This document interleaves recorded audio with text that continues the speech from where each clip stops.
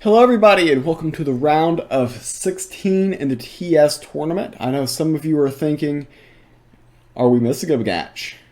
And your answer would be kind of. Um, our round against Grandmaster ended up not happening. He couldn't play, so this is definitely a different game. But we will try our best, and hopefully things will work our way. So we got a bye in the round of 32 to the round of 16. If you have been following my coverage and you're like, I didn't think you were in this round, you'd be correct. So this is the general idea behind this deck. We Form of Wisdom into a 3-drop. And when we 4-seed there, we were able to set that up. And we can go ahead, ramp up, and it looks like our opponent is emoting us a lot, so we're going to go ahead and turn that off. The reason why I turn that off, well, obviously people who know me know that I think it's annoying. That's part of it. And another reason is when we go off with Dralamar, it is kind of important. Okay. So what we're going to do is we're going to Crystal Tech, and we'll ramp, and then we'll get to the Dralamar. We had the Trial Begin, so honestly, the worst card in our deck we could have drawn there was Dralamar. We didn't need the other Sip of Elixir, so we're really looking more into card drawing stuff. You could have argued playing Vow of Champions to draw a card there to get a second card in my void, because when I go off, I will be playing Recovered Knowledge.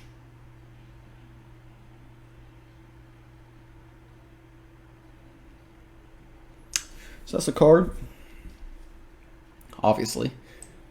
And we will go ahead and ramp ourselves here.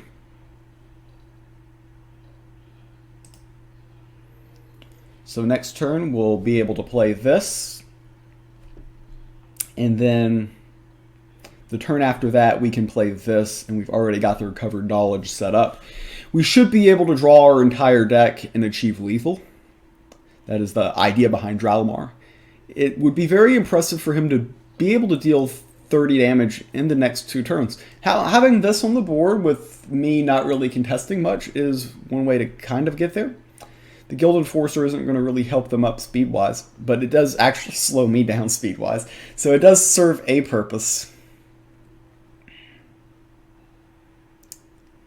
So what we're going to do here is we're going to draw a card here. And Magic Inks is certainly one. We've got a lot of value here, so I'm actually just going to remove the spell boost. I don't think that I necessarily needed to do that, but I did it anyways. Next turn we play Dralamar, we play Recovered Knowledge, and I think we win. But it does involve a lot of clicking. And this minion in particular does make the clicking rather annoying. But we should still get there, chat. We should still get there.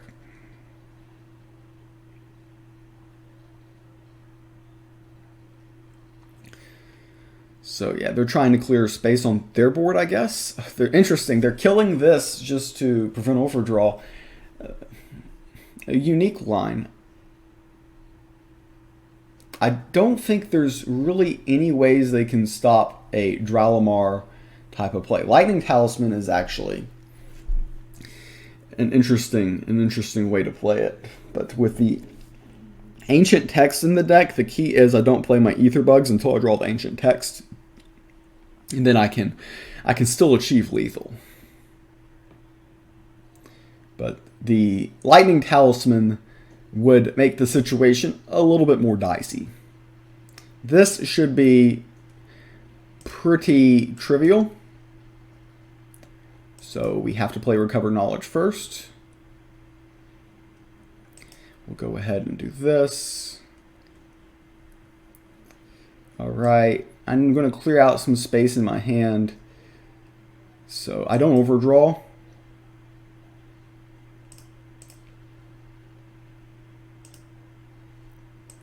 Probably should have just played this. Okay. We will copy the magic inks. Go ahead, get that. Cram.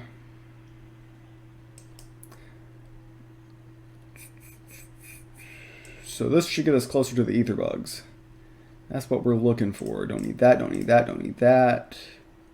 I don't need that either. Okay. So we've got there. It's just now about getting the clicks in. And recheck dog mode to draw a card. We go ahead with this. And we can go ahead with the vow of champions to the face, the ancient text, and then the unlimited magic inks loop. And we got there. A lot of clicking involved with this combo. A lot of people in the GU community generally say bad things about this. Say it's uninteractive. They've got a lot of choice words for it, but when it goes off, it is very effective. So, and this is just a good matchup. Obviously, the Guild Enforcer slows us down, but I mean, with every spell we play, 2 of them will head to the face. So, that is the key thing to notice.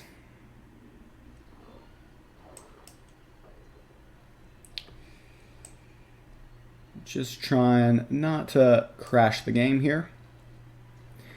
We should be very fine here. Just got to stay calm. I don't want to bug in a tournament game, obviously, so I'm going ahead here. That Guild Enforcer is certainly absorbing a lot. Feels like I only get like 1 point in for every Magic Inks. And, geez, that last Magic Inks, all 4 hit the Guild Enforcer. This is absurd. Now the rope is getting close here. Is it really insane? I'm going to speed it up a little bit.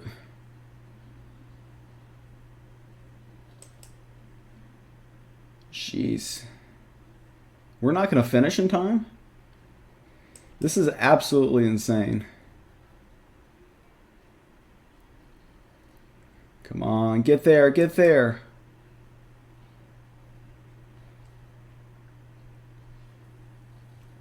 Okay. Victory. We got there. Just took a lot of clicks. Alright, that was game number 1.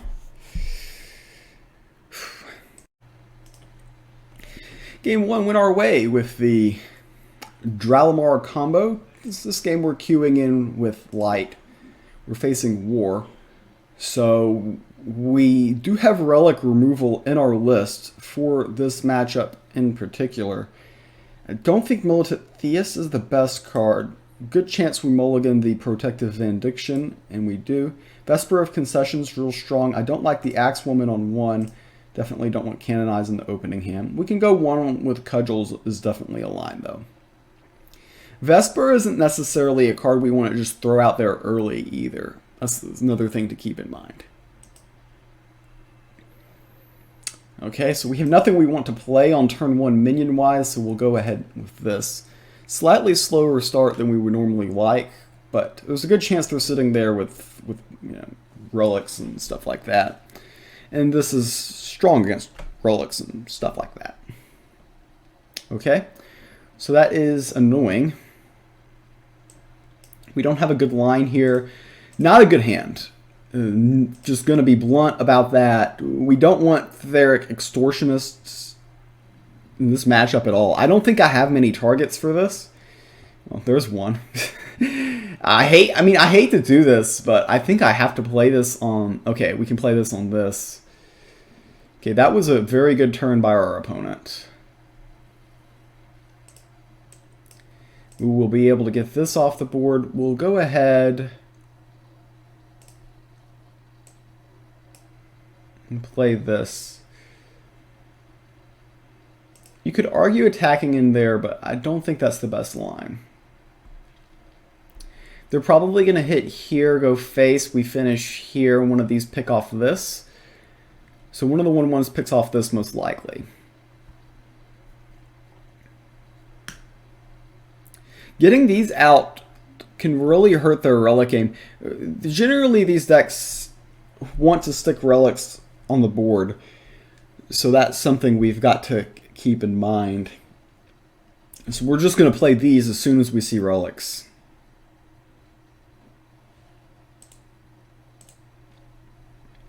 I am fully expecting relics, by the way.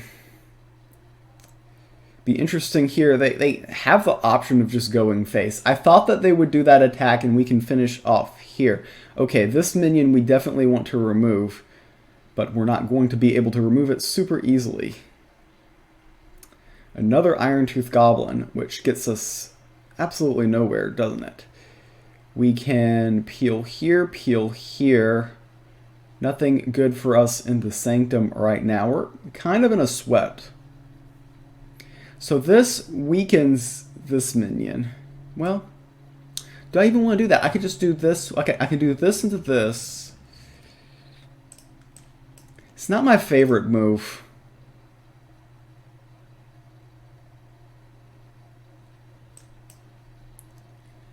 Not my favorite move at all.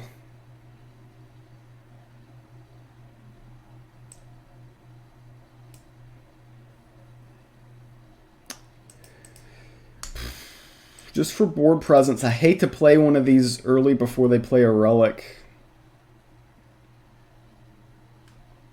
And this is just going to get bigger, so I'm just going to weaken it now. This is definitely a good start for our opponent, but we've got a lot of relic hate in our hand. I mean, I'm expecting relics, but we haven't seen any yet. They've got 15 favor, so they can buy the Rune of Strength. That's probably what they should buy. Just stick that on this puppy and go face, and then I still can't kill this.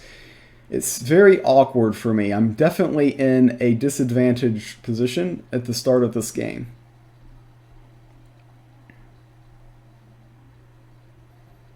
Could really use some good cards. Like a Canonize here would be everything for me.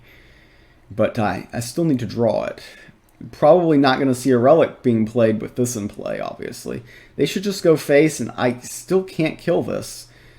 Because this is going to become a 6/4, and I can't get there. Wow, Savage Strike is huge. So they kill this. Yeah, and this is a problem. So we're in a very tough spot here. Now we get the Protective Benediction. So just expand as wide as possible here. We want to get the Protective Benediction down, give armor and frontline to stuff is probably ideal. We're getting just so low on health, though. Absolutely getting very low on health. This is not a good situation.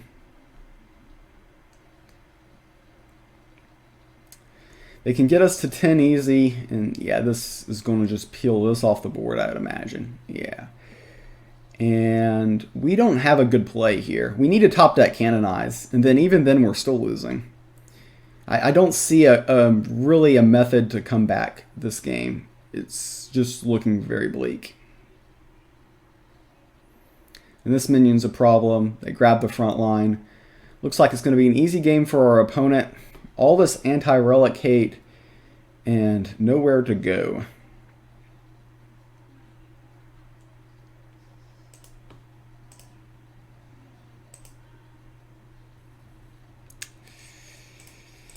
Protected in front line and then just pass. I mean, I think we could legitimately concede in that position. This is the only line that prevents lethal.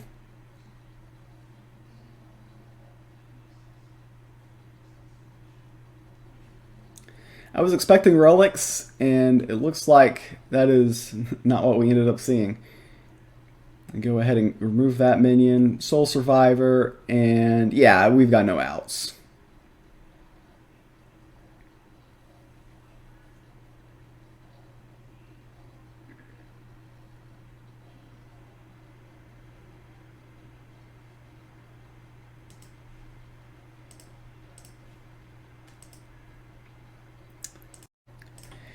Welcome to game number 3 for the right to make it to the final 8. That's what we're doing here, and we'll see how it works. Our opponent is playing Magic. We are playing Deception.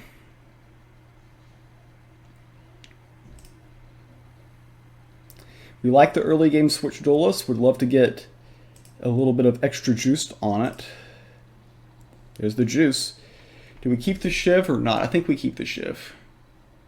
The Shiv just generates a lot of just favor and stuff, so it's fine. So easy decision T1. We're going to come out here with as much speed and just try to run them over.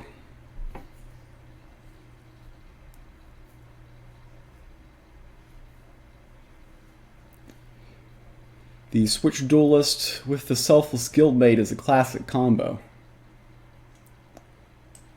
We've got some more hidden for next turn. We've just got to come out here with as much speed as possible. One nice thing is there's no Shaped Blast because of the format. So that's good. This could be getting hit with some things. That's definitely fine. Definitely expect them to play a little bit of defense here.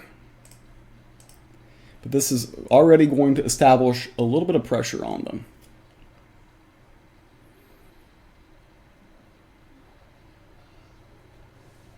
This isn't the best card, I guess, now, but it's actually a solid... I could play that on 3. It is a hidden minion. But we're establishing a lot of early pressure, and...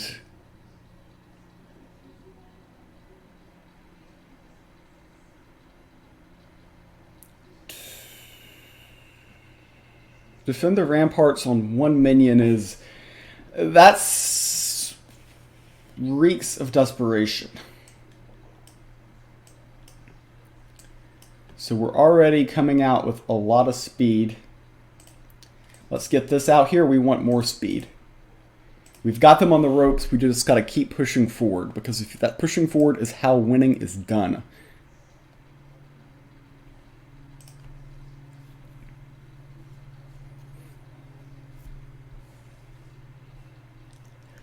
Arms dealers, a lot of burst. This is just a lot to stare at. We've got a good start. We've got a good draw. I'm feeling good about this situation.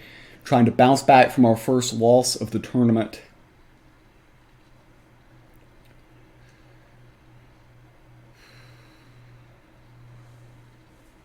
Okay. So they were able to kill that. That's big for them. Let's just keep coming at them with some speed here. Sanctum is ours. I'll take the Form of Power. And just keep moving forward. They most likely want to peel this minion. Again, we don't have to worry about Shaped Blast.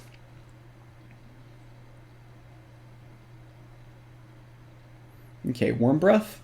No surprise there.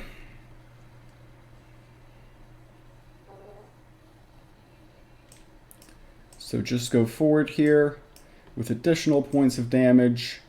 Again, once again, we do not need to worry about Shape Blast. So just go ahead, toss these 2 out there. And yeah, I mean, the only things I could think of are like Spell Boost plus Unannounced Arrival. So actually cheating here is bad for that line. Minor details, but trying to think of our outlook, that Spell Boost plus Unannounced Arrival, a Crystal Rain. Okay, that was not what I was expecting, but we still have lethal here. These 3 die, so they get 9 favor. Well, actually, we don't even need this. We don't even need the Rune of Fire. The Guildmate survives, and we will advance to the round of 8. Scary match, losing game number 2. Thought I had a good deck to counter what they were bringing. I was expecting some relics. We saw some relics, but at the end of the day, it just didn't work out. This game, we got everything we wanted and more. That's just speed. Speed does kill, and we advance to the round of 8.